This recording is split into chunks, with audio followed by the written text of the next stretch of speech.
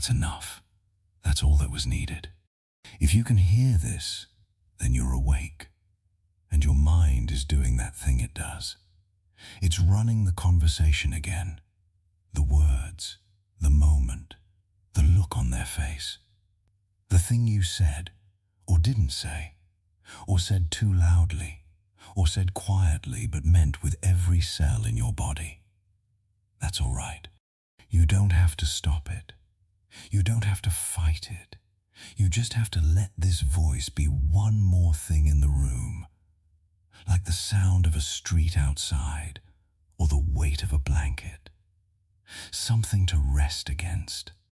Wherever you are right now, lying in bed, staring at the ceiling, curled on your side. You don't have to move. You don't have to fix anything tonight. You know how it starts. It isn't the argument itself that keeps you awake. The argument is over.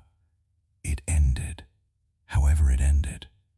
Hours ago, or days ago, or maybe only an hour, still raw and smoking at its edges. The words have been said. The silence has been arrived at. Whoever left, left. Whoever stayed, stayed. And yet here you are, and there it is. And the strange fact about the human mind in the dark is that it does not believe it is over. Your mind is running it again. You can feel the exact moment it starts each time. A small flicker. The specific thing they said, the specific word, the tone of it. And then you're back there. Not just remembering, but inhabiting. Your chest does what it did then. Your jaw does what it did then. Somewhere in your throat there is the sentence you should have said. The one that would have landed cleanly. The one that would have made it clear once and for all. And you open your mouth slightly in the dark. Almost saying it. And then you're awake in your bed again, and nothing has changed, and you are exactly where you started. This is the cruelest trick that anger plays. It promises you resolution. Just one more pass at it, just one more opportunity to understand it, or correct it, or win it. And then it delivers nothing except another circuit, another loop. The same images in the same order with the same weight. Anger is the only fire that does not burn itself out when there is nothing left to consume. It finds new fuel. It replays the moment and generates enough heat from memory alone to keep itself going all night, all week, for years in some cases. You are not wrong to feel it. Let's begin there. The fact that you are awake at this hour, replaying this conversation, does not mean you are weak or unhinged or unreasonable. It means you are a person who was hurt. It means something that mattered to you was touched in a way that felt wrong or unjust or unkind. It means you expected something from another person, respect or honesty or a particular kind of gentleness. And instead you received something else entirely, and your nervous system is responding exactly as a nervous system responds to that experience. It is trying to protect you. Anger is always trying to protect something. Beneath every argument that won't let go, beneath every replayed conversation, and every rehearsed counter-argument, and every moment of staring at the ceiling wishing you had said something different, beneath all of it, there is something tender, something that wanted to be treated a certain way and wasn't. Something that believed it deserved better, and was right to believe that, and is still trying to make the case even now, in the dark, to no one. The mind replays what the heart hasn't processed, and the heart, in the hours after an argument, is still holding the moment. The way you hold a splinter before you've found the nerve to remove it, keeping it still, afraid that if you move it will hurt more, afraid that if you stop holding it, something worse will happen. You are holding this tonight. And what I want to offer you, not now, but slowly over the next hour, is not the instruction to let go. People who tell you to just let go of anger have misunderstood what anger is. They have mistaken the fire for the thing that needs the fire. We will get there differently. We will look at the anger without trying to extinguish it. We will sit with it the way you sit with a difficult guest, not warmly, not with open arms, but with enough patience to understand what it came to say before it leaves. Because it will leave. Anger always leaves. Every fire that has ever burned has gone out. The question is only what you do in the hours before it does. Tonight, in this bed, in this dark, with that conversation still running its loops, you are not going to solve what happened. You are not going to fix the relationship, or take back the words, or get the apology, or deliver the perfect response you should have said in the moment. None of that is available to you right now. What is available to you is this: a slower way of holding what happened. A different posture. Not surrender. Not forgiveness. Not yet. Maybe not ever. And that is allowed. But something that will let the jaw unclench and the breath deepen and the body return to itself, so that when morning comes you are not already exhausted from having fought the night. That is all that's being asked of you right now. Not resolution. Just rest. Let the story play. Let it play, and let it play. We are going to watch it together, and then very slowly, over the course of this night, we are going to let it settle. There is a version of anger that is pure fire, the kind that flashes and then vanishes, the kind that burns clean and leaves nothing behind. You see it in children sometimes, who can be screaming with rage and then, 5 minutes later, completely absorbed in something else, the anger gone as if it never happened.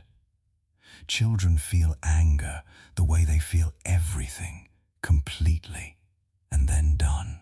You stopped being able to do that somewhere along the way.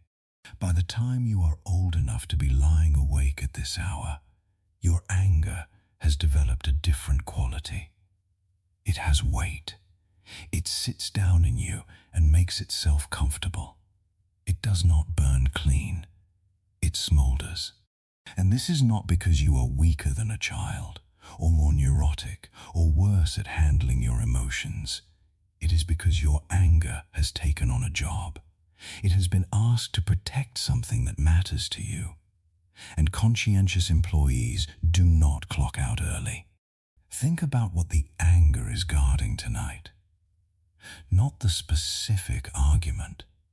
Underneath the argument, beneath whatever was said or unsaid or done or left undone, what is it that feels violated? Respect, perhaps. The sense that you are worth being spoken to carefully, worth being considered, worth having your perspective taken seriously. Or fairness. The basic, almost childlike conviction that what happened was not right, that the other person took something, or said something, or did something that does not sit within the reasonable bounds of how people treat each other. Or trust.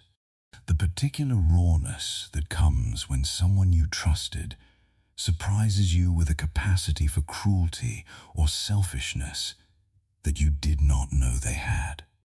Whatever it is, beneath the argument, there is something that was trying to be honored in that conversation and wasn't.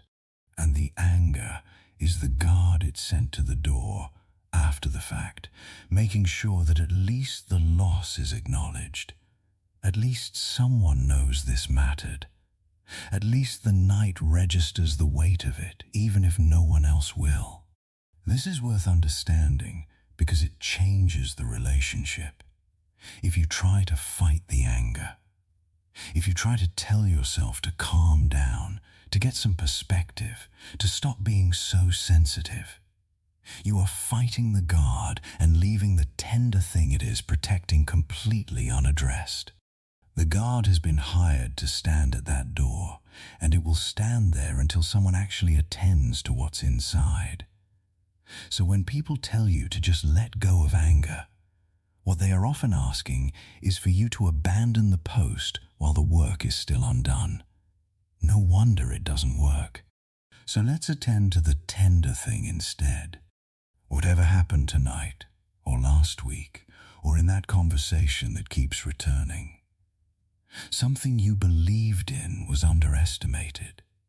Something you valued was handled carelessly. Something that felt important to you was treated as if it were not. And your anger arose, as anger always arises, from that collision. The collision between what you expected and what arrived. You are allowed to have expected better. You are allowed to be hurt that you did not receive it. But here is something that becomes easier to see in the dark. When the argument is over and the other person is elsewhere, and you are alone with the feeling itself, the expectation you had, the standard you held, the thing you believed you deserved. None of that was wrong. What you expected was reasonable. What you needed was real. And the fact that it wasn't provided does not retroactively make the need illegitimate. You can be right about what you deserved and still not have received it. Those two things can both be true at the same time. The anger wants you to make the other person acknowledge this. That is its task. That is why the conversation keeps replaying. Because the anger is still trying to get the confession, the admission, the apology, the recognition. It keeps running the argument because somewhere in the looping, it believes it will find the version where the other person finally sees it. Where they say, yes, I was wrong. Yes, you deserved better. Yes, I understand. And maybe they will say that. Maybe they already have and you are waiting for it to land. Maybe they never will. But you do not need them to say it tonight. Tonight, in this bed, you can say it to yourself. You can hold the tender thing directly, not through the proxy of their acknowledgement, not waiting for the apology that may or may not come, but directly. Whatever you needed in that conversation was real. Whatever you expected was reasonable. The hurt is legitimate. You are allowed to have been hurt. Let that be enough for now. Let the guard at the door know that the message was received, that someone has taken note, that the tender thing has been seen. The fire does not need to keep burning just to make sure the smoke is visible. There is a man writing in a room somewhere near Naples in the 1st century of the Common Era, and he is writing about anger. He has reason to. His name is Lucius Annaeus Seneca, and he has spent much of his life in the company of men who had the power to kill him, and occasionally the inclination to try. He was exiled by Claudius, recalled, made tutor, and then advisor to Nero, survived a court that was by any measure one of the most politically volatile and dangerous environments in the ancient world. He had been angry. He had been wronged. He had sat in rooms where men who deserved punishment received none, and men who deserved honor received exile, and the arbitrary machinery of imperial power moved through lives like weather, caring nothing for justice or merit or the feelings of those it displaced. He had thought about anger more than almost anyone before or since. His masterwork on the subject is called De Ira, on anger, and it is 3 books long, which gives you some sense of how seriously he took the problem. And one of the first things he does in those pages is describe what anger looks like from the outside, the physical appearance of a person in the grip of rage. He asks you to picture them, the eyes blazing, the face flushed, the veins standing out, the breath hissing through clenched teeth, the hands shaking. He describes it with almost clinical precision, and then he asks a devastating question. He asks, "Do you want to look like that?" Not is it justified, not is it reasonable, not were you wronged. He asks, "Do you want to look like that? Do you want to be that person?" It is a disorienting move because it shifts the frame entirely. It takes the question away from the person who hurt you, who may deserve your anger, who may have done something genuinely wrong, who may be entirely at fault, and it returns the question to you, to what you are doing to yourself while you wait for them to face the consequence of what they've done. Ira furor brevis est, he writes. Anger is a brief madness. It is the line he is most remembered for, and it has been quoted so often that it risks sounding empty. But in context, it means something specific. What Seneca observed was that anger temporarily removes you from yourself. When you are fully inside the fire, you do not reason, you do not consider, you do not choose your words. You respond from pure reactivity, the way a body responds to a flame. Automatically, without deliberation, in the grip of something that moves faster than thought. And then it passes, and you are left looking at what you said and did while the madness lasted. Sometimes the damage is small. Sometimes it is not.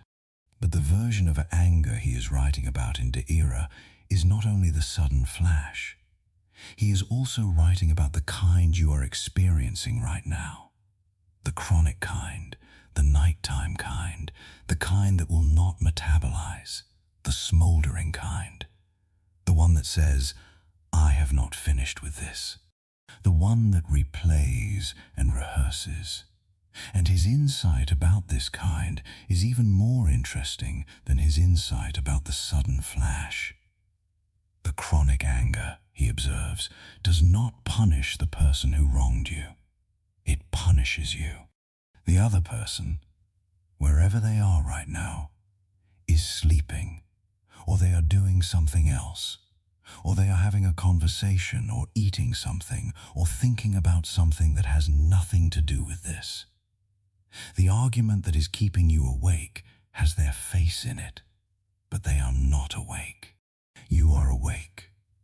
The fire is burning in your chest and your jaw and the muscles of your shoulders, not in theirs. Whatever they did or said, whatever wrong they committed, you are the one paying for it right now, in lost sleep and in the relentless consumption of the body's resources by an emotion that was designed for short-term use. He writes, "Nusquam est quae ubique est." To be everywhere is to be nowhere, and anger, he means, takes you everywhere. Back to the argument, forward to imagined confrontations, sideways to all the other times this kind of thing has happened, to every related injustice you have accumulated. And by being everywhere, it leaves you nowhere. It takes you out of the only place where peace is available. This moment, this bed, this breath. He is not asking you to agree that the other person was right. He is not asking you to forgive them or to dismiss the wrong. He is asking you to notice the price. And the price is this night. This is what the anger is costing you right now.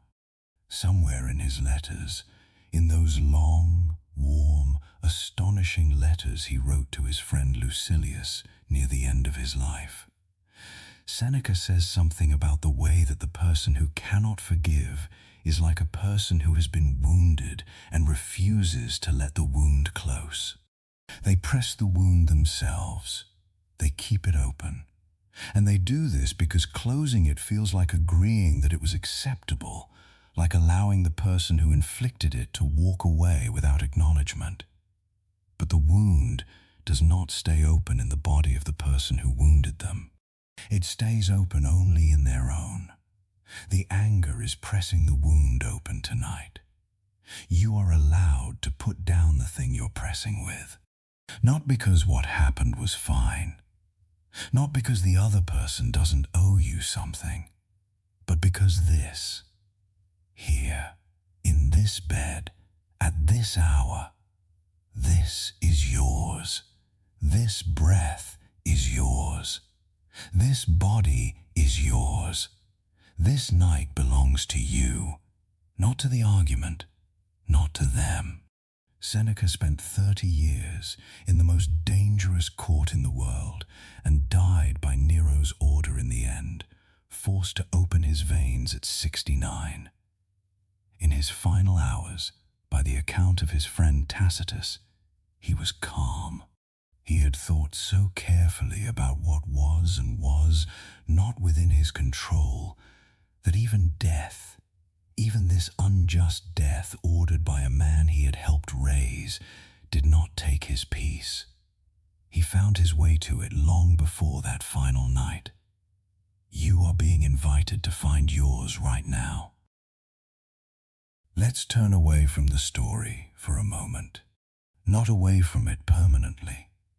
The story is still there, and there will be more time to move through it.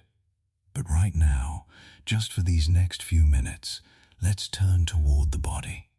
Because here is what the mind in its anger has been doing. It has been keeping the body on alert. It has been sending signals, old, chemical, very old, that say danger, that say stay ready, that say do not relax, not yet, not until this is resolved. And the body, faithful and obedient, has been complying. It has been holding itself, and it is time to ask it to begin, slowly and without any pressure, to come back. Notice your jaw first, not to change it, just to notice. Is there tension in the hinge of the jaw, in the muscles that run from the ears down toward the chin? In most people who are replaying a difficult conversation, the jaw is working. The teeth may be slightly clenched, or the tongue pressed upward into the roof of the mouth, or there is just a held quality, a readiness, as if you are still about to say something. You don't have to say anything right now. You can let the jaw be soft, not dramatically open, not deliberately slack, just a small allowing. The lower jaw can drop a millimeter. The teeth can part, just barely. The tongue can rest on the floor of the mouth without pressing anything. And in that small release, which costs nothing, you may feel something. A faint trembling, perhaps, or a warmth. The jaw holds anger the way a fist holds anger.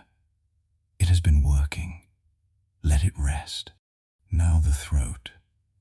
The place where words live when they haven't been said yet. There may be tightness there, the kind that comes from having swallowed things, from having chosen to stay quiet, or from having spoken and not been heard. The throat is the crossing place between the inner world and the outer world, and in times of anger it often closes, as if protecting the interior from the possibility of being misunderstood again. You can breathe through the throat now. Let the breath move through it softly, without forcing. Just acknowledging that this passage exists and that you can let air move through it, and that you are safe here. No one is asking anything of you. No one is misunderstanding anything. The throat can open a little. Move down now to the chest. This is where the heaviest part of the anger tends to live. Not the sharp part, part that feels like something has been set down inside you and left there.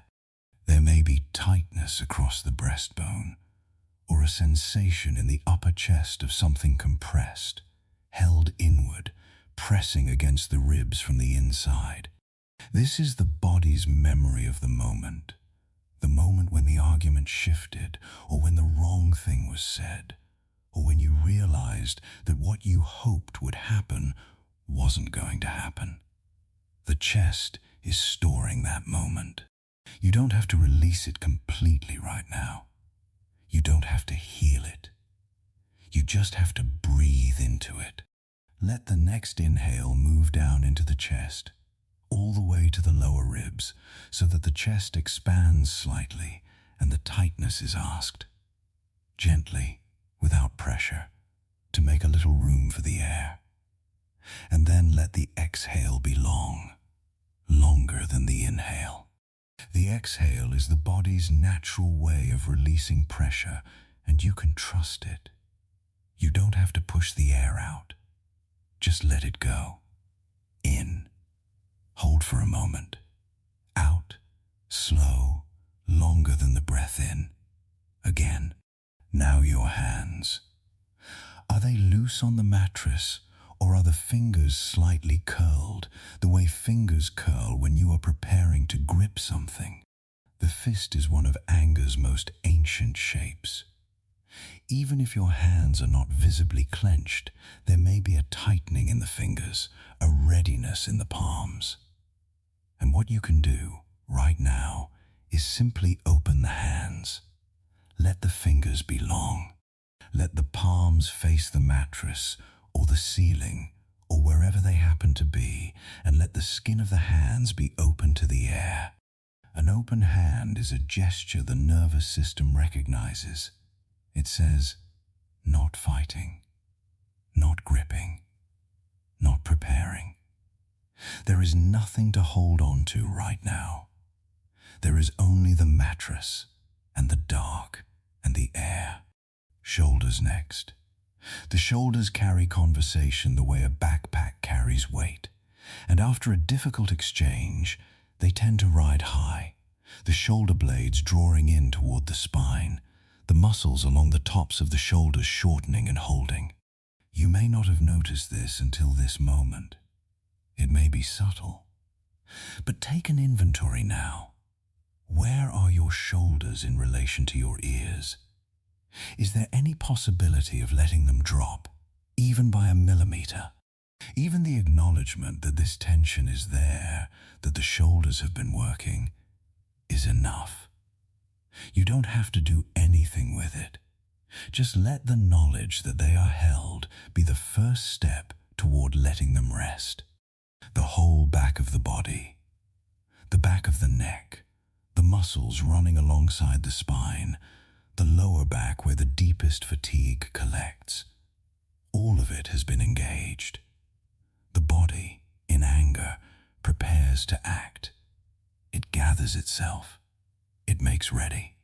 It has been made ready for hours now, and what it needs more than anything is the signal that the emergency has passed. Not that it was fine. Not that the anger was wrong. Just that the body is allowed to stand down. You are here. The argument is over. The other person is not in this room. There is nothing to protect yourself from right now except the story the mind is telling, and the story is made of memory, not of present danger. The body does not know this yet. The body responds to memory the same way it responds to the present. Your task right now is simply to be in the present, in this weight, this dark, this air, and let the body read the evidence. Cool sheets, steady breath, no voices, no confrontation. Nothing is happening right now except the night. The body is listening for that information. Give it time to receive it. There is a man born into slavery in the city of Hierapolis in the 1st century, and his name is Epictetus. and he will become one of the most influential philosophers in the ancient world. He will be freed from slavery at some point. The exact circumstances are not known, and he will set up a school in Nicopolis and teach there for decades. And the notes his students take on his lectures will survive 2,000 years and still be read by anyone who wants to understand what it means to be human and free in a world that regularly provides evidence against the possibility of both. He knows about powerlessness. He knows about being at the mercy of another person's decisions. He knows what it means to be unable to change your circumstances by wanting to be unable to leave a situation by simply deciding to leave. His teacher, another man named Musonius Rufus, was also in some ways his owner, and there is a story, possibly apocryphal but consistent with his character, that Musonius once twisted Epictetus's leg to demonstrate a point about pain, and Epictetus said calmly, "You are going to break it." And Musonius kept pressing, and it broke. And Epictetus said, "Did I not tell you it would break?" The story, true or not, captures something essential about how Epictetus thought. The leg was always going to break or not break according to forces outside his control. What was inside his control was his response to what happened to the leg. This is not indifference. This is not numbness. This is the specific kind of freedom that cannot be taken away, because it is not located in circumstances at all. The phrase he returns to throughout his Enchiridion, which means something like handbook or manual, is this: some things are up to us, and some things are not. It sounds simple. It is not simple. Living by it, actually living by it, is one of the most demanding practices a person can undertake. Because our minds are exquisitely designed to argue for the importance of things that are not up to us. They are designed to tell us, but this one matters. But this one is different. But this one you actually have to fix. Consider the person who wronged you, their behavior tonight, or whenever it was. The thing they said or did, that was not up to you. It was entirely theirs. They chose it, or they failed to choose against it, and it arrived in your life as a fact, the same way weather arrives. You can have an opinion about rain without controlling rain. You can believe rain is inconvenient without being able to stop it. The other person's behavior is weather. It has happened. It is now history. What is up to you? And this is where Epictetus is most precise, most surgical. What is up to you is what you do with the opinion you form about what happened. He makes a distinction between what happens and the judgment we pass on what happens. The event itself. They said that thing. Your judgment of the event. They shouldn't have said it. It was wrong. It proved something terrible about them. I was right, and they were wrong. I need them to acknowledge it. Both the event and the judgment are real, but they are not the same thing. The event is over. The judgment is what you are carrying, and the judgment. This is where Epictetus is almost alarming in his directness, is something you are choosing to maintain. Not in the sense that you consciously chose it, not in the sense that you decided to be hurt, but in the sense that the judgment is occurring in your mind, which is in the category of things that are up to you, and which can therefore be examined, questioned, and if you choose, revised. He writes, "Men are disturbed not by the things that happen, but by the opinions about things." This is not a claim that the things that happen are fine. It is not a claim that you should have no opinions. It is a claim about where the disturbance lives. The disturbance is not in the argument. The argument is over. The disturbance is in the story you have built around the argument, the meaning you have given it, the way you have positioned it in the architecture of your life and your understanding of the other person and your understanding of yourself. And that story, that architecture, is yours. You built it. You maintain it. And you can, if you choose, loosen some of its walls.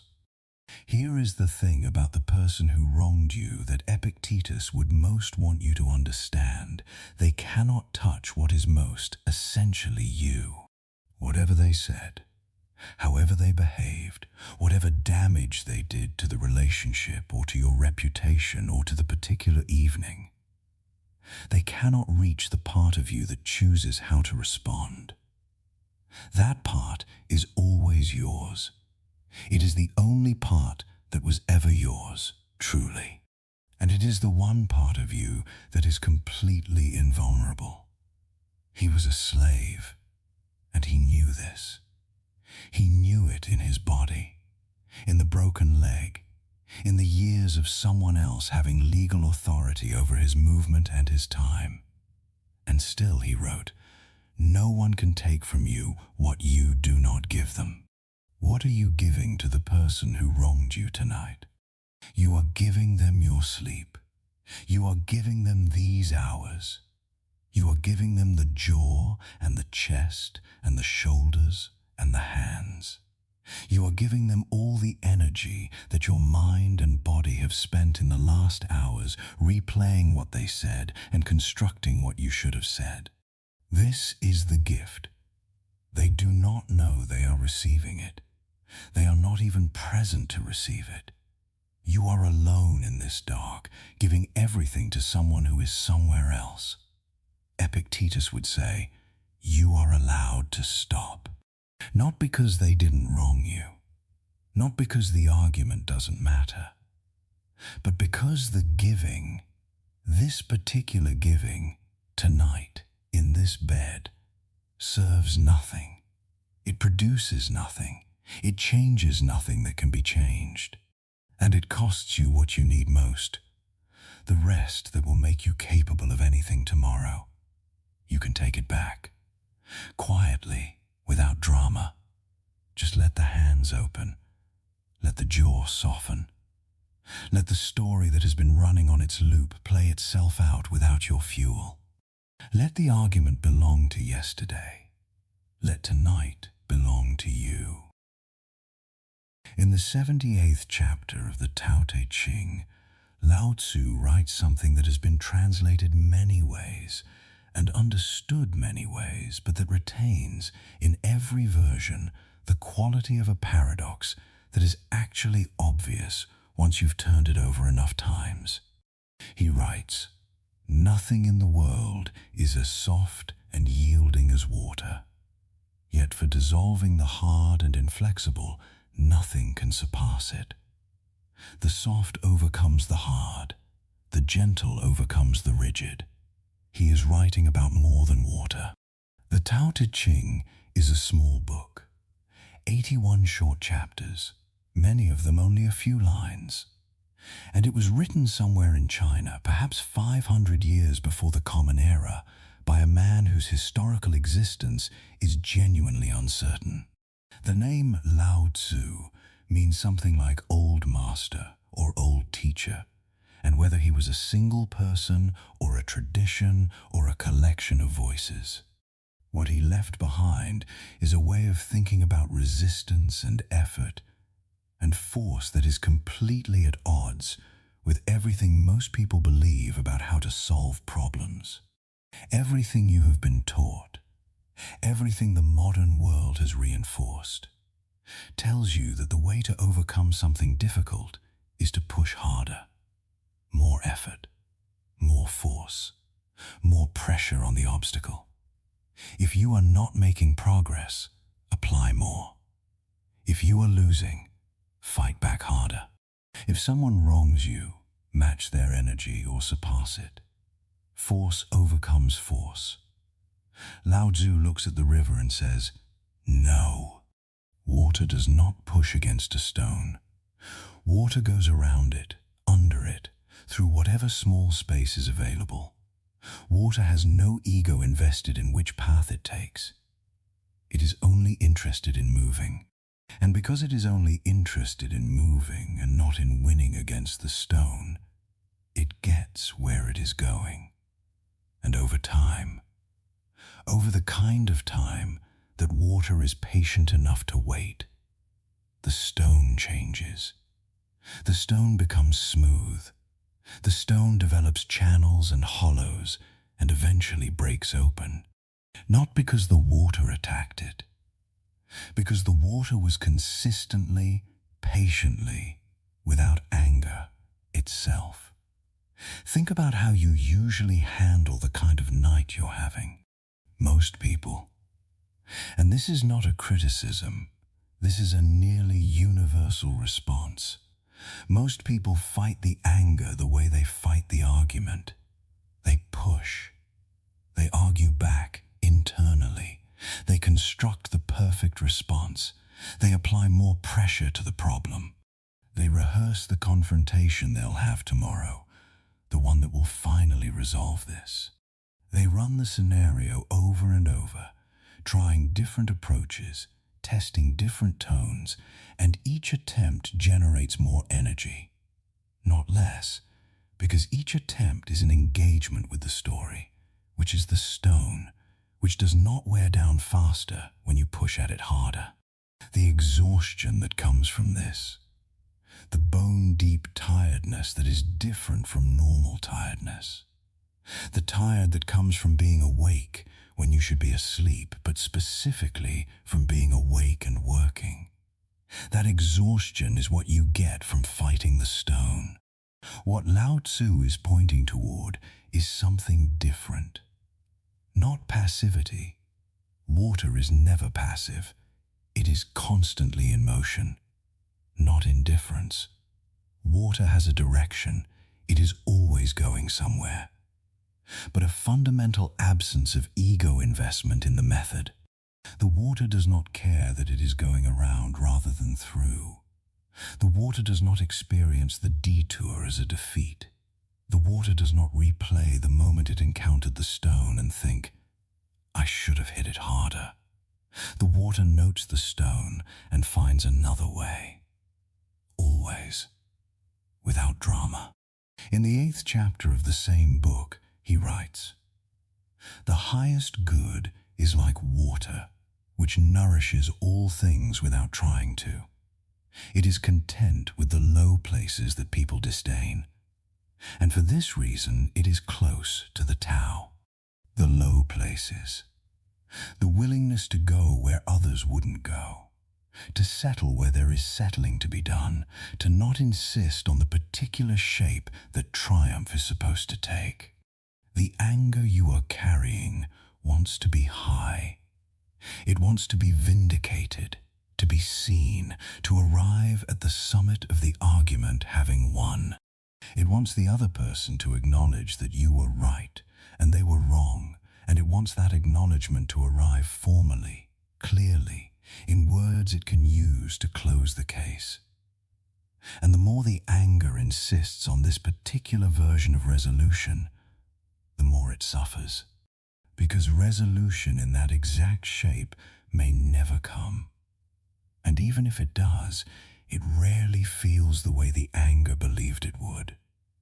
What if you were willing, just for tonight, to be the water, not to give up what you believe, not to revise your judgment of what happened, but to be willing to go somewhere other than straight through the stone, to let the argument be what it is, something hard, something immovable tonight, something that will require more time and different conditions before it can change, and to move around it, and to find your way to the sea by another path. The sea, tonight, is sleep. There are many ways to get there. The water in the river does not lie awake worrying that it took the longer route. The water arrives at the sea, and the sea receives it, and there is no record kept of how many stones it chose to go around. There is only the arrival. You can arrive. Let your breath be like water now, not forced, not pushing against anything. Finding the lowest path, the most natural path, the path of least resistance through the body. Let the inhale come in through the nose slowly, without effort, finding its own way down the throat and into the lungs. Let the exhale be the water finding the sea, long and quiet and without agenda. In, without straining. Out, without controlling. The body knows this rhythm. It has known it since before you were born. The breath was doing this before the argument ever happened. The breath will still be doing this long after you have forgotten what the argument was about. Let it do its work now. The stone is still there. It will still be there in the morning. The water does not need to resolve the stone tonight. There is a man writing in a tent on a military campaign somewhere along the Danube in the 2nd century, and his name is Marcus Aurelius, and he is the most powerful person on earth. He is Emperor of Rome. He controls the largest empire that has ever existed, and he has been at war for most of the last decade.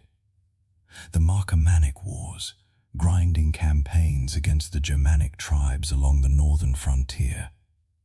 And he is writing in his private journal, not for publication, not for his subjects, not for posterity, though posterity got it anyway. He is writing for himself. He is trying to be a better person. The book we call the Meditations was never meant to be read by anyone but Marcus. It is a series of notes and reminders and exhortations written over years, many of them addressed to himself in the second person. He is the most powerful man in the world, and he spends his private hours telling himself, "You failed this morning. You were too quick to anger. You need to do better."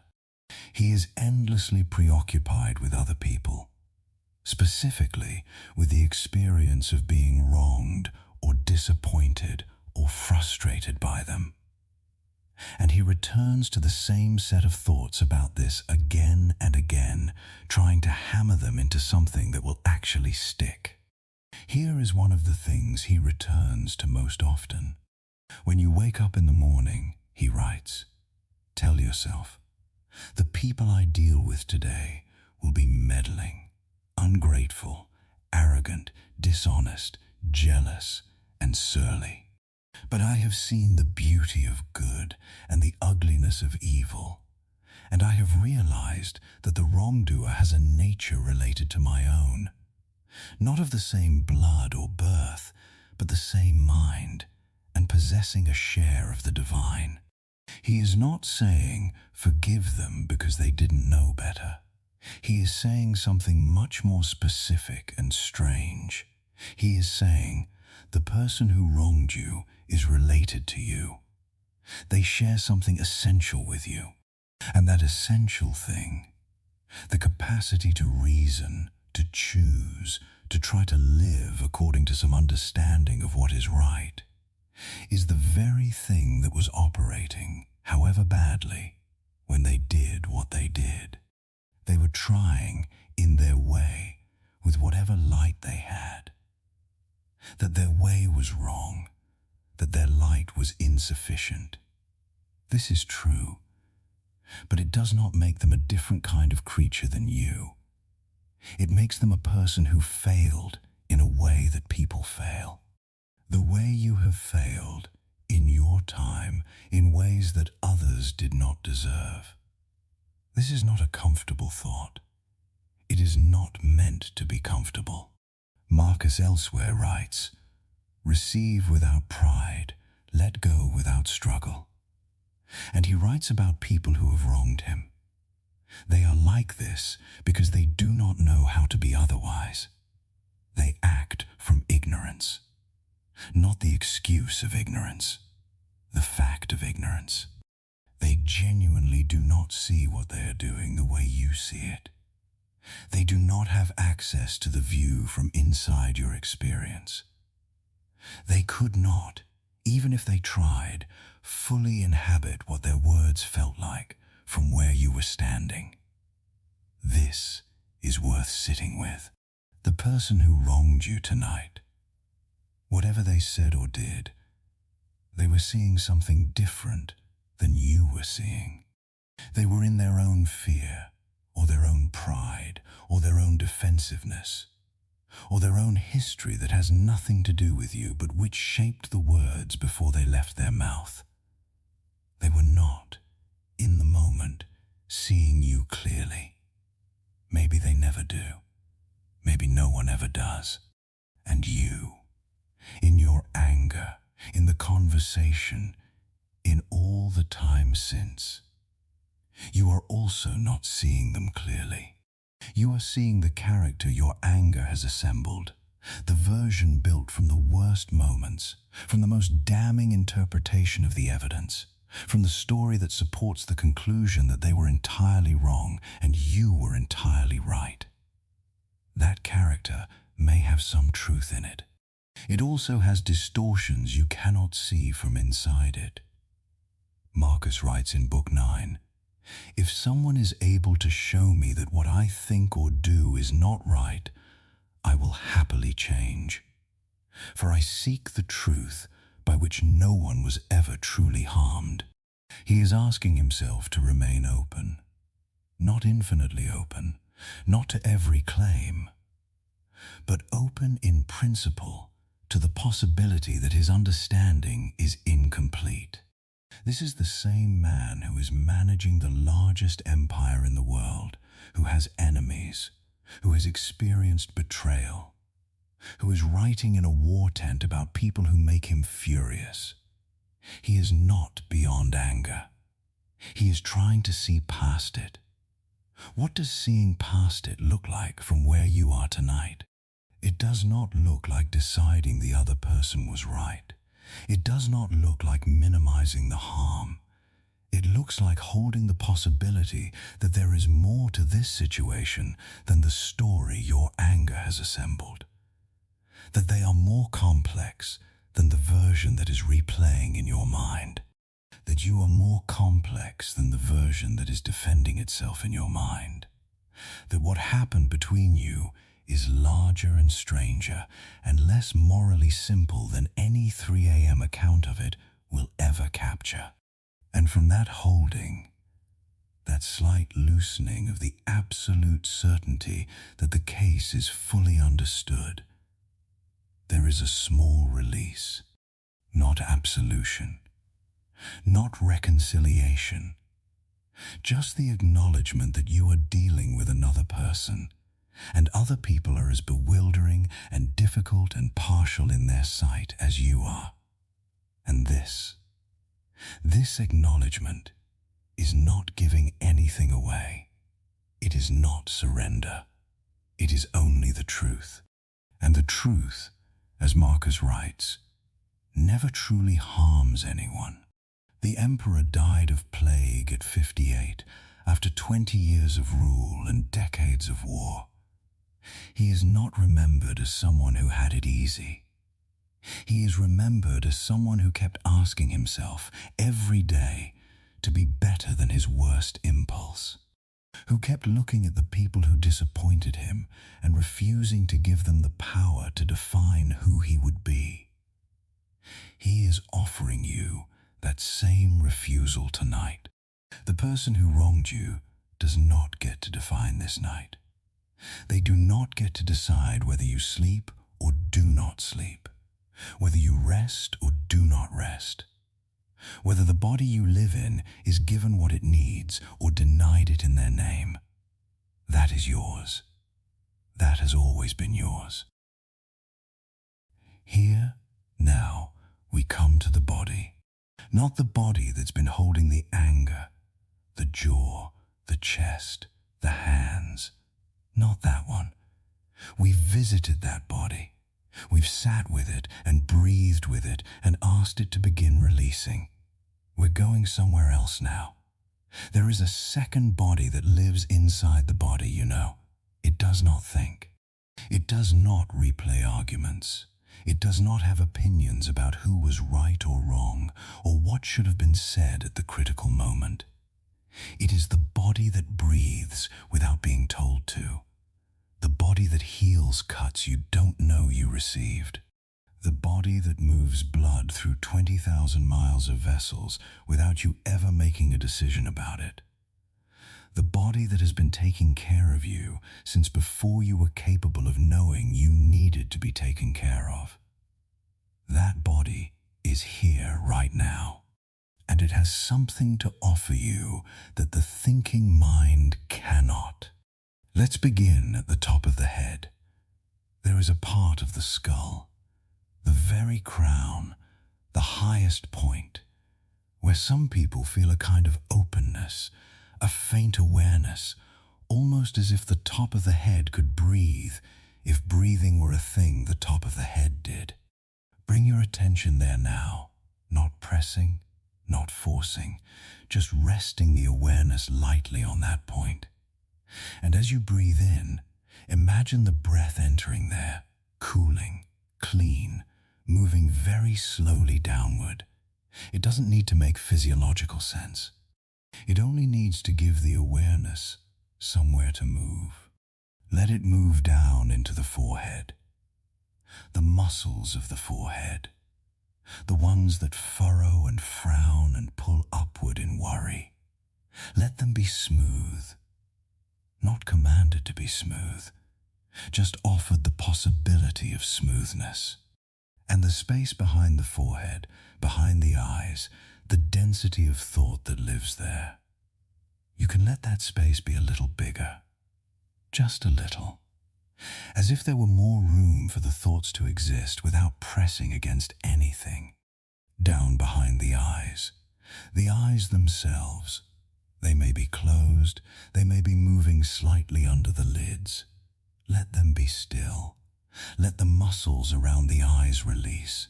The tiny muscles at the outer corners, the muscles of the lower lid, the forehead again just above the brow.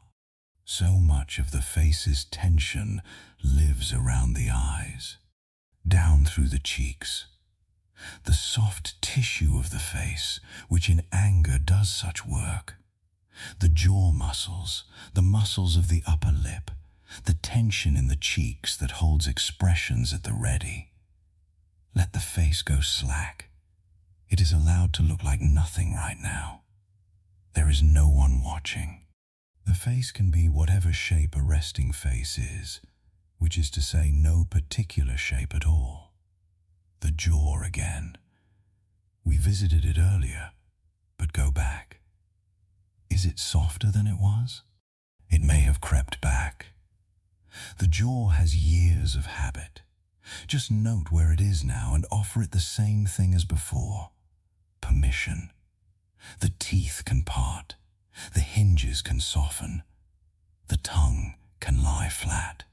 Down the throat, which we also visited. And feel now how the breath moves through it. How it is possible, in this moment, to feel the breath as a physical thing moving through a physical passage. The warmth of the exhale on the back of the throat. The slight coolness of the inhale at the nostrils. These are small sensations. They are real. They are present. They are happening right now, not in the argument, not in the conversation that replays, not in any possible future confrontation. Here, now, this. The shoulders drop. If they haven't already, let them drop now. Not actively, just withdrawn the tension. The shoulder muscles don't need to hold you upright right now. You are lying down. The mattress is doing that work. The shoulders are allowed to give their weight to the surface beneath them. The arms. Lay them alongside the body, or let them rest wherever they are most comfortable, and then forget them. They have hands at the ends of them that are now open, palms soft, fingers long, nothing to grip. The arms can be heavy. Weight is allowed. In the second body, weight is not a burden. It is just the body's relationship with the earth. Down into the chest, which we have breathed into already, and which may have softened. Feel it expand with the next breath, not dramatically, just the natural expansion of the ribs, the lungs filling, the sternum lifting slightly.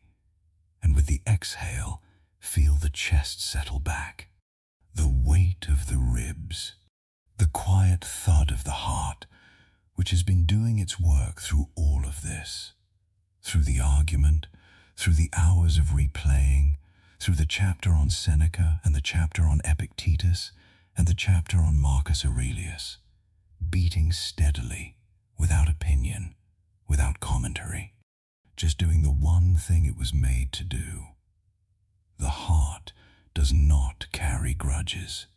The abdomen now. This is where the deepest breathing lives, the breathing that happens below the chest, in the belly. Some people find that they breathe shallowly in times of emotional difficulty. The breath staying up in the chest, not descending into the softer parts. Let the next breath be different. Let it move all the way down into the belly. Let the belly expand outward as the diaphragm drops. Let there be a fullness in the lower abdomen, a warmth there. This is where the second body lives most deeply. The lower back, heavy against the mattress or the surface you're lying on, heavy and wide and warm. The muscles of the lumbar spine, which hold you upright all day, which carry so much of the body's stress, let them be finished for now. They have until morning. They can be done. The hips, heavy, wide, the weight of the pelvis settling. There is something very old and very quiet in the hips, in the pelvis. Something that remembers what the body was before it knew words, before it had arguments, before it had a position to defend. Let it remember. Down the thighs, long muscles, quiet now. Down through the knees which carry so much and are given so little credit. Down into the calves, which may hold tension you have never thought to look for. Let them be long and soft.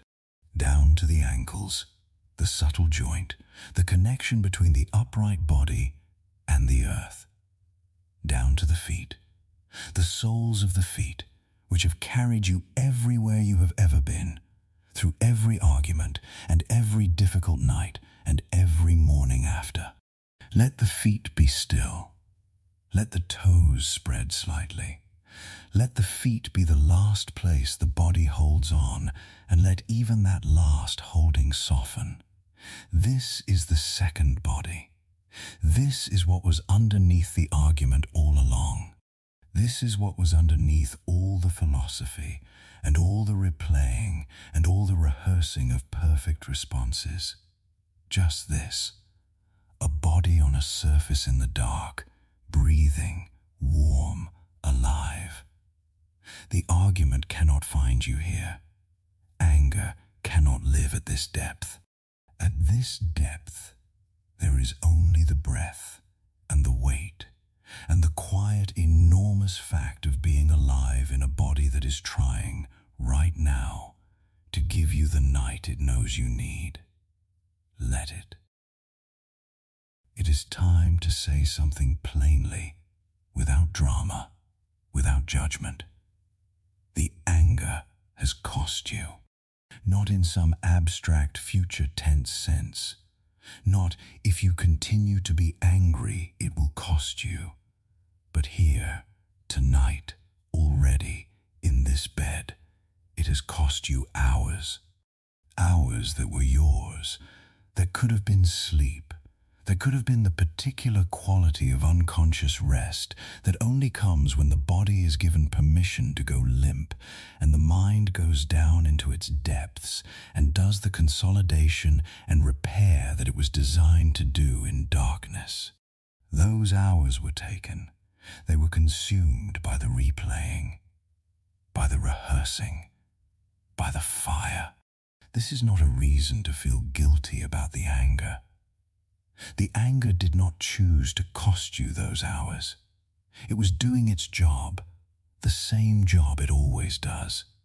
Protecting, alerting, trying to achieve resolution. You don't blame the fever for the sleepless night. You just note what the fever cost and tend carefully to the morning. But there is something useful in the accounting. If you imagine a ledger, not a metaphor for punishment, just a way of seeing clearly what has been exchanged. What does it show? On one side, the wrong that was done, the specific thing, the specific moment, the specific harm to your dignity or your trust or your sense of how this relationship was supposed to work. That is real. It belongs on the ledger. The wrong happened. On the other side, these hours. This body held at alert for hours beyond what it needed. This jaw, this chest, these hands. The sleep that was spent instead of restored. The energy that went into rehearsals that will never be performed for the audience they were meant for. The distance traveled in your mind. Back to the argument, forward to imagined confrontations, sideways to all the related history, when the body only traveled 6 inches across the mattress. The wrong is on one side. The cost of carrying it is on the other. And the cost is now larger than the wrong. Not because the wrong was small, but because the carrying has been going on for hours. Seneca says somewhere, in one of the letters to Lucilius, in the long, warm evenings near his villa at Baiae, writing to his friend about the quality of a life well spent, he says something about how we treat our time.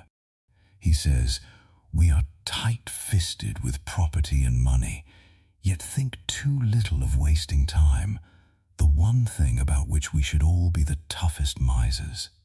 He is writing about time as wealth. He is writing about how the rich man may squander money and recover, but the person who squanders time is spending the only currency that cannot be earned back. Every hour is a piece of the finite total. Every hour spent in service of something that does not serve you is a withdrawal from an account you cannot replenish.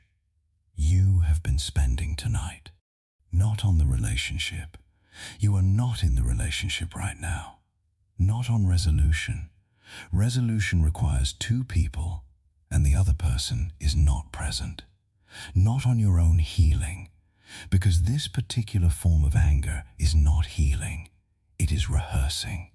You have been spending tonight on the maintenance of a fire that keeps no one warm. And the question Seneca would ask is not, was the fire justified? It is. Can you afford it? The answer is not a moral judgment. It is a practical one. The answer is, you cannot. Not tonight. Tonight there is a body that needs rest and a mind that needs to go still and a life that will continue tomorrow and will need you to have slept. Whatever the argument requires in terms of response or resolution or confrontation, whatever it needs a rested you. A you that can think clearly. A you that is not running on the thin, jangled energy of a night without sleep, operating from the defensive crouch that exhaustion creates. The best thing you can do for the argument right now is sleep. This is not retreat. This is not conceding anything. This is the general who looks at the conditions of the battlefield and says, "Not here, not tonight, not in this light. We will meet this properly when we can meet it properly."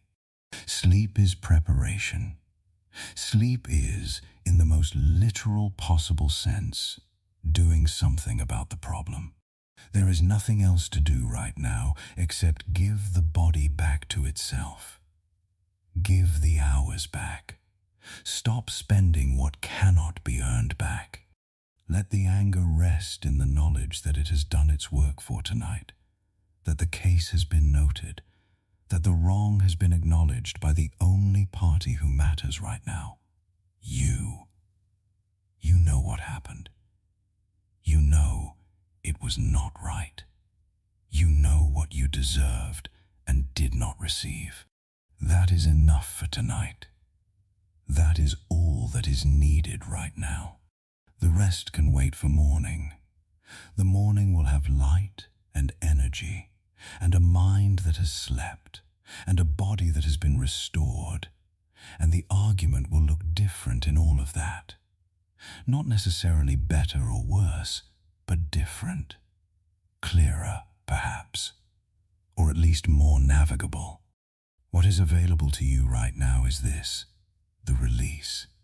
Not of the case, not of the claim, not of the knowledge of what happened, just of the effort, the grip, the holding, the spending. Let the ledger close for tonight. Let the body be rich again. There is a concept in Stoic thought, mostly in Epictetus, but woven through all of them, that translated roughly means what is sufficient. Not what is perfect, not what would be ideal, but what is enough. The Stoics were deeply suspicious of the idea that contentment required certain conditions. They had watched enough of their contemporaries and experienced enough themselves to know that the life spent waiting for the sufficient conditions before allowing happiness was a life spent unhappy. There is always something else that needs to happen first. There is always a way in which the present moment fails to meet the minimum requirements. The mind that needs everything to be in order before it can rest will never rest. But there is also a version of this insight that is less about contentment in the face of difficulty and more about the particular quality of what is available in any given moment. The present moment always contains enough for now, not for the whole life, not for all possible futures, just for now. Tonight does not need to be resolved. It only needs to be passed through. You do not need the relationship repaired by morning. You do not need the apology or the acknowledgement or the confrontation to have happened before you are allowed to sleep. You do not need the anger to have evaporated or the hurt to have healed or the injustice to have been corrected. None of those things are required for sleep. Sleep only requires that the body be willing and the mind be willing, and something in you has given permission. The Tao Te Ching's 16th chapter says, return to the root is called stillness. Stillness is called returning to one's destiny. Lao Tzu's word for this kind of return, the return to the root, to what was before the complication began, is a way of describing what sleep is. Before the argument, before the relationship, before the wrong that was done, there was a body that breathed and a mind that rested and a stillness that was simply what was. Sleep is the nightly return to that root. The argument is built on top of it. But underneath the argument, the root is still there. You can return to it tonight, not by resolving what is unresolved, not by forcing peace where there is none, but by remembering that underneath all of it, underneath the anger and the hurt and the replaying, there is something that predates all of it there is the breathing body and the dark room and the weight of a body that has been alive all this time without any special effort on your part. The sufficient night does not ask you to be okay. It asks you to be here. And you are here. That is enough. There is a conversation that will happen or not happen with the other person. That is in the future. And the future will be met by the person you become between now and then. The rested version of you is more capable of every possible next step than the exhausted version. The rested you can be angry with more precision, more effectiveness, more clarity about what you actually want and need and are willing to ask for. The rested you can also, if that is the direction this goes, be more generous, more nuanced, more able to hold the complexity that another person always turns out to have when you look at them honestly. The sufficient night offers both options. It does not foreclose the anger or the confrontation or the hard conversation. It prepares you for whatever you decide. And in the meantime, in the space between what happened and what will happen, there is only this room, this dark, this breath, these small sounds, the ones you stopped noticing hours ago because the story in your mind was louder, but they are still there. The particular silence of a house at night, which is not actually silence, but is made of small, continuous sounds that have woven themselves into the background. The hum of something electrical, the settling of a wall, the breath of anyone else nearby, the weight of the quiet. These sounds are sufficient. This room is sufficient. This moment does not require anything from you. You have thought enough for tonight. You have felt enough. You have protected the thing that needed protecting, and now the guard is allowed to rest. The case is intact. The record is there. The morning will find it exactly where it was left. Let the body go down now. Let the mind follow. There is nothing that requires your attention in this room right now. Whatever requires your attention exists in another time, and that time is not now. The now is this, the weight of the body, the rhythm of the breath, the slow cooling of the anger from a fire to a warmth, to something that can be carried without burning the hands. This is the sufficient night. You are in it. You don't have to do anything else. The argument is still there. This is not a failure. This is not evidence that anything has gone wrong. The argument is still there, the way a glass of water with sediment is still cloudy, not because nothing is happening, but because the settling takes the time it takes. You cannot rush it by reaching in and stirring. You can only let the glass sit still and let the sediment go, grain by grain, to the bottom. Let the story settle. You don't have to stop thinking about it. You don't have to white-knuckle the effort of thought suppression, which always makes things worse, which always makes the thing you're trying not to think about bloom larger in the space you cleared for something else. You can let the thoughts come. You can let the argument play its loop. But you can also notice, as it plays, that it is slowly, very slowly, beginning to lose detail. The edges of it are blurring.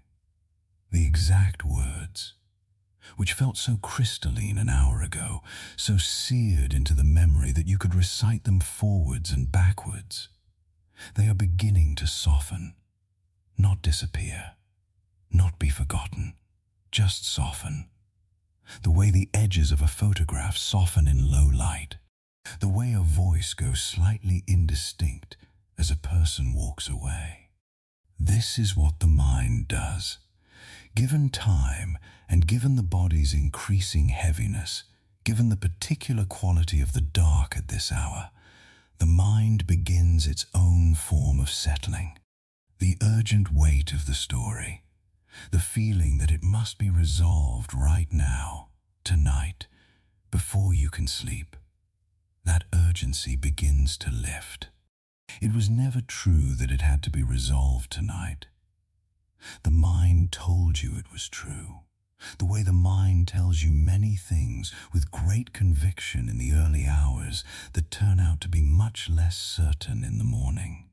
This is the quality of thought after midnight. It has the intensity of emergency without the discrimination that daylight brings. Everything feels equally urgent. Everything feels equally unsolvable. Everything feels equally catastrophic. This is not perception. This is chemistry. The brain in a tired, adrenaline-spiked, post-conflict state does not process well. It generates loops. It generates catastrophizing. It generates the sense that unless something is done right now, something terrible will follow. And the response to this is not to fight the sense. It is to know it for what it is.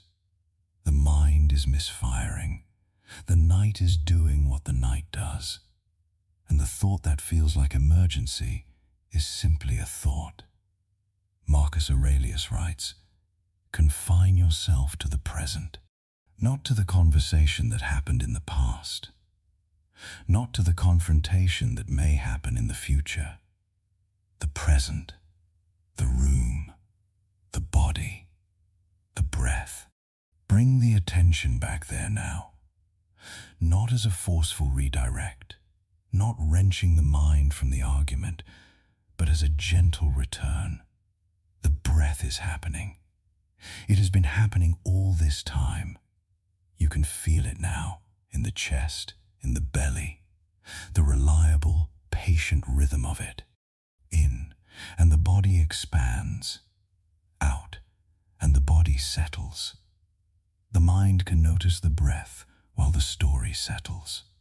The story does not need the mind's full engagement anymore. It has had it for hours. It has done what it could do with it. The argument has been replayed enough times now that there are no new versions available, no sudden insight that has not already been had, no possible retort that has not already been found and tested and found inadequate. The mind has exhausted the argument's resources. This is actually a kind of completion.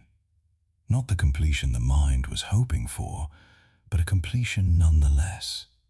The mind went where it went, and it came back with nothing new. And this is information. The information is, this cannot be solved by more thinking tonight. The solution, whatever it is not available in this room at this hour. It exists in another time, and it will require something other than lying awake. Let the mind know it has done what it could. Let it be given permission to stop now. The body is heavy. Feel the heaviness now in a way you may not have felt it since the argument began. The weight of the limbs sinking into the mattress. The warmth of the bed around you. The particular quality of the dark, which at this hour has a depth to it. Not threatening, just immense, just present, just the darkness of a world that is mostly asleep, and has been asleep for a while and will continue to be asleep for some time. You are entering that. The thoughts are still there, but they are like boats on water now. You can see them, but you are not in them.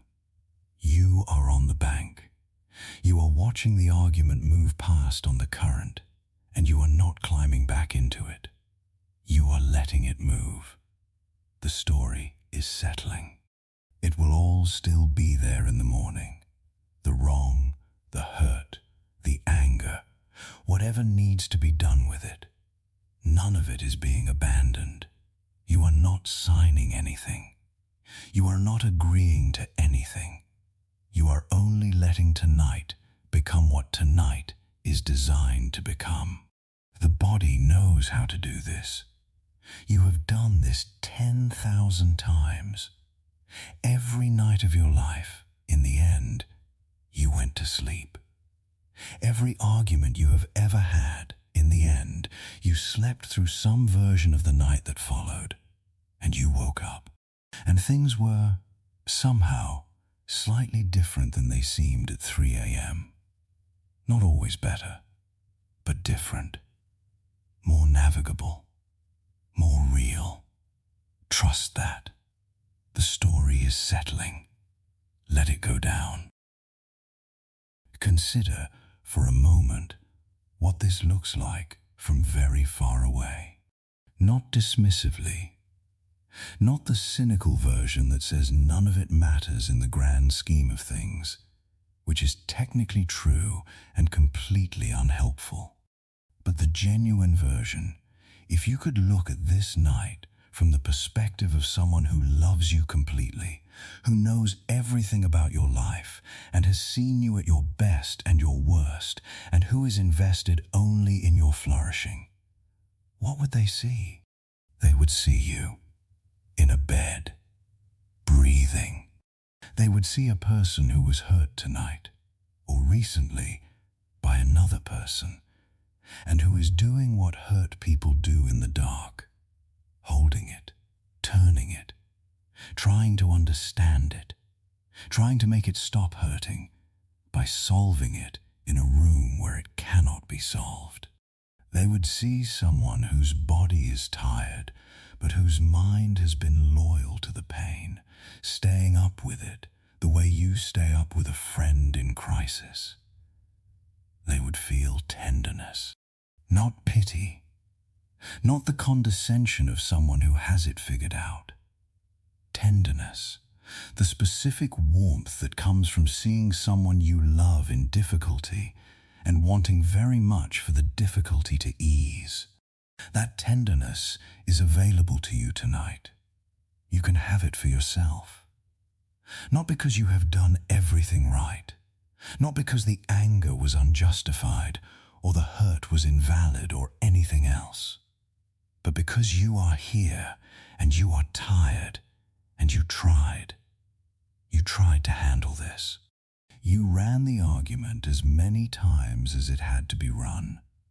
You did the work of a person who takes things seriously, who doesn't simply dismiss what happens between people, who believes that how people treat each other matters, and who is not willing to pretend otherwise. That is a kind of loyalty. It can be honored. Heraclitus wrote, 2,500 years ago, the road up and the road down are the same road. What he meant was something about the unity of opposites, the way that fire and water, tension and release, waking and sleeping are not really opposed, but are two expressions of a single underlying movement. Everything that rises descends, everything that tightens releases. Everything that keeps you awake eventually becomes the same force that puts you to sleep. The anger has been the force that kept you awake, and it is the same force spent now that is pulling you towards sleep. Not against your will, but because it has used what it had to use, and what remains is the falling away of tension, which is what sleep is. You can let the distance begin. Not the distance of forgetting, not the distance of pretending, the distance that time and sleep naturally create. The way that by morning the sharp edges of tonight will have reclaimed their proper proportions. The argument will still be there, but the middle of the night certainty about it will have softened. The person will still have done what they did, but they will once again be a full person rather than only the thing they did. And you will once again be someone with resources and options and the capacity to decide rather than someone trapped in a loop at 3 a.m. That distance is already beginning. You can feel it in the weight of the body, in the way way the thoughts are coming less frequently now, with longer spaces between them. The argument is still there, but it is quieter. It has said what it had to say. It is running now on its own momentum, not on new fuel. Let the space between thoughts be slightly longer than the thoughts. Let the breath fill those spaces. Let the dark be the distance. The dark of this room, this hour, which is the same dark that has been outside every house in every time that people have lain awake with the same fire in their chest. Every person who was ever wronged and couldn't sleep, every person who ever replayed a conversation, every person who ever felt the jaw tighten and the chest constrict and the hands want to grip something, they all went to sleep eventually.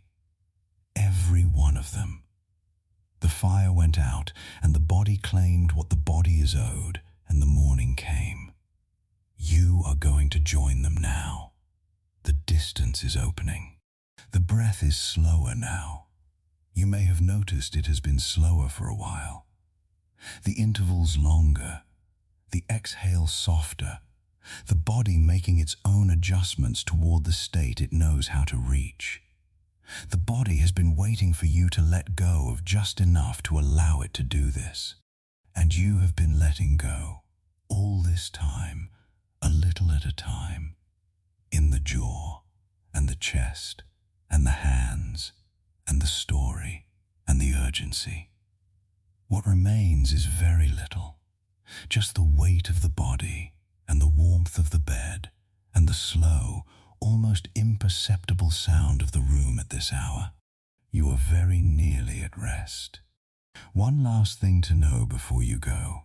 Whatever needs to happen with the anger, with the argument, with the person, with the wound that is still there, it will be handled by the version of you who wakes up tomorrow. That version has had the whole night. They will have resources you don't have right now.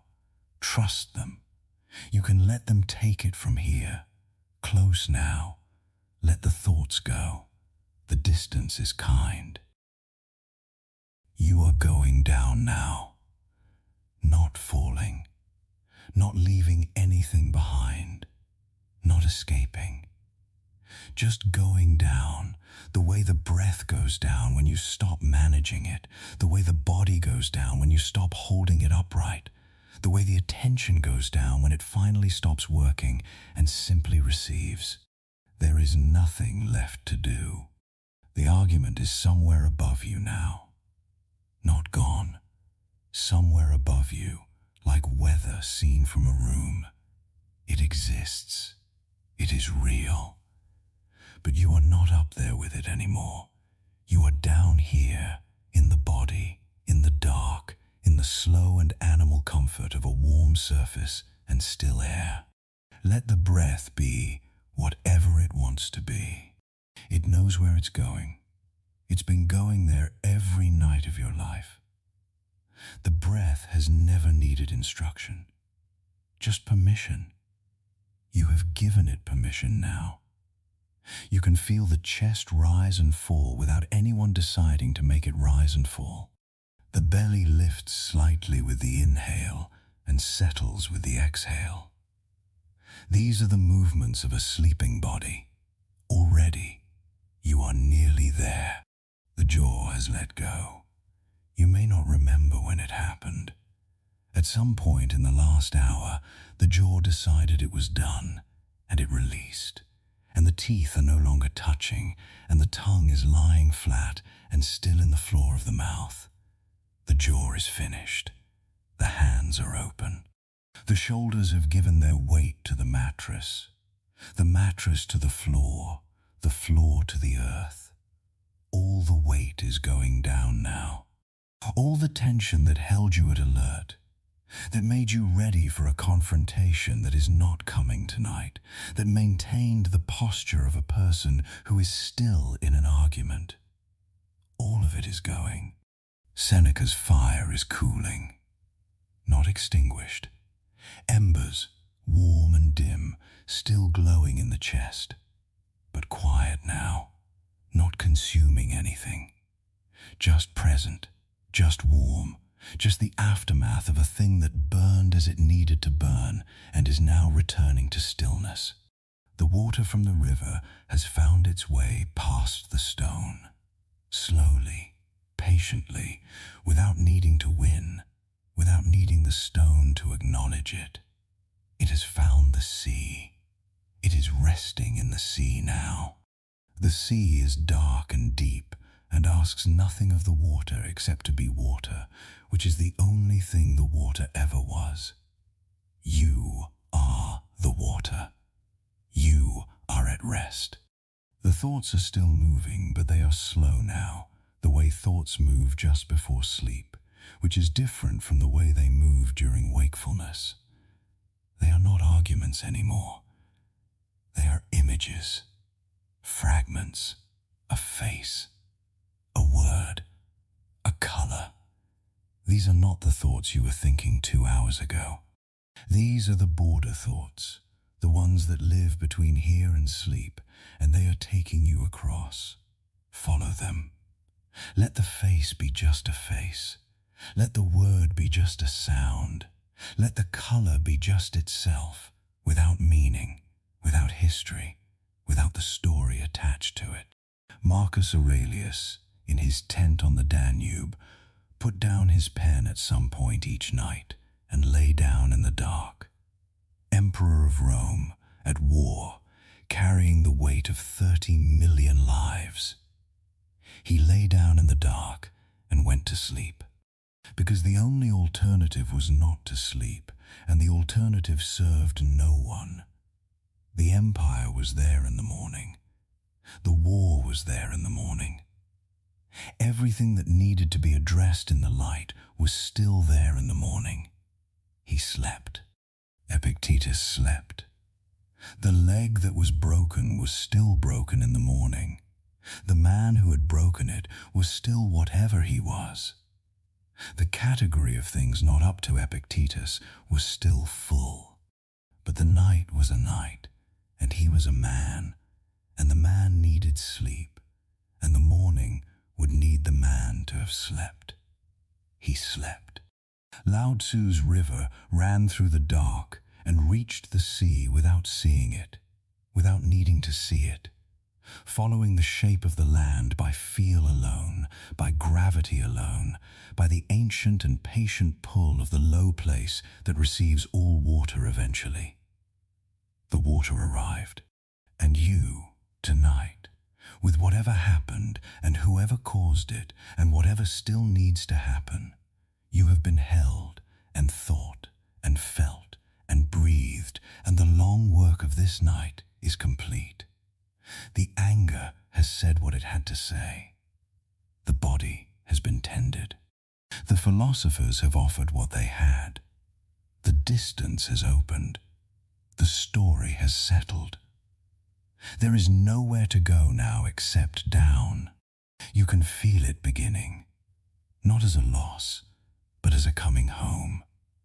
The weight of the eyelids, the slow movement of the chest, the warmth gathering at the hands and feet, the particular quality of the mind when it is about to stop being the mind and become something else, something wordless, something that does not replay arguments or plan for confrontations or try to understand anything. Just the dark, just the breath, just the weight of a body that has carried you this far and is ready now, finally, to be carried itself by the mattress, by the dark, by the enormous and indifferent kindness of a world that keeps turning whether you sleep or not, and that will be there when you wake. You are going now. The fire is warm. The water is still. The emperor has put down his pen. Go down. You are almost there. Down, down. The breath, the dark, the rest that was always here, waiting for you to arrive. You are here. Rest now.